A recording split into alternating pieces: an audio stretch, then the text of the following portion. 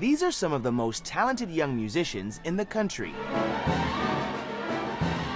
Chosen to be a part of Carnegie Hall's first ever National Youth Orchestra this summer. Now, it is the first National Youth Orchestra with Carnegie Hall. How does it feel to be a part of almost history?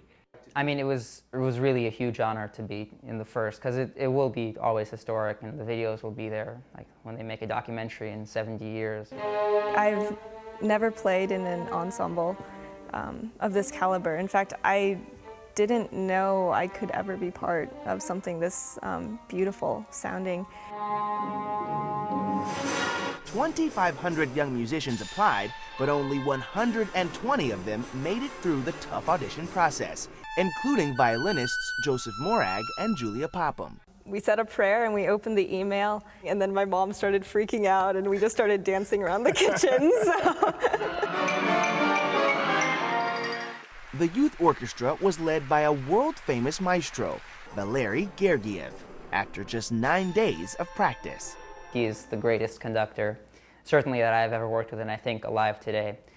Every single word that he said about the music I felt was exactly right and exactly in the spirit of what Shostakovich and Tchaikovsky intended. After 2 weeks of rehearsals, they then took their show on the road, performing in Purchase, New York, Washington, D.C., Moscow, and St. Petersburg, Russia, and finally in London, where their concert was nationally televised. Youth orchestras, people don't practice. I mean, they practice like 2 days before the concert, they realize they don't know the notes. But here, everybody was technically perfect before we even started playing. Joseph was born in New York City, where he's part of the New York Youth Symphony Orchestra, and was inspired by visiting Moscow's Red Square. We were playing Shostakovich, and you feel like Shostakovich, the deep, dark symphony. 2 o'clock in the morning, standing in the Red Square is a good image to have in your head when you're playing the symphony.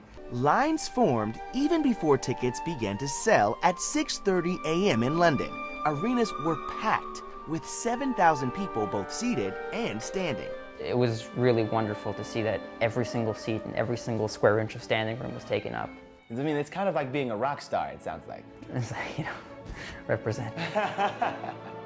And representing the National Youth Orchestra means that you're more than a musician. You have like the sense that you've somehow reached these people in a way that you could never do so just by speaking to them. But we are cultural ambassadors, and it's important that we give a good image also when we're not on the stage of our country and our program. Clive Gillinson, the Executive Artistic Director of Carnegie Hall, explains what it's like for the audiences who see the orchestra in action. It's one of those things where your eyes and your ears are telling you 2 different stories. You're looking at the stage and you're seeing people you think look like kids. You shut your eyes and you're hearing a great orchestra.